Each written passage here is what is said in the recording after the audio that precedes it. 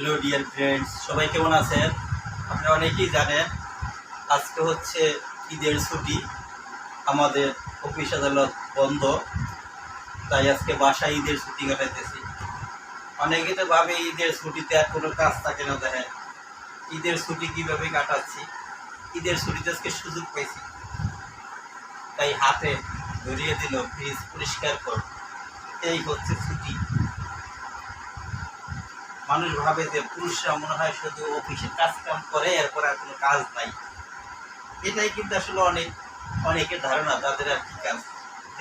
আজকে ছুটি পেয়েছি, বাসায় আসার সাথে সাথে আজকে এলে সেই পুরনো জমানো ময়লা সেটা পরিষ্কার করা। আজকে ফ্রিজ পরিষ্কার করা। ফ্রিজে প্রচুর পরিমাণে ময়লা জমে हे গেছে। प्रभु हे प्रभु हे हरि राम कृष्ण जगन्नाथ प्रेमानंद ये क्या हुआ?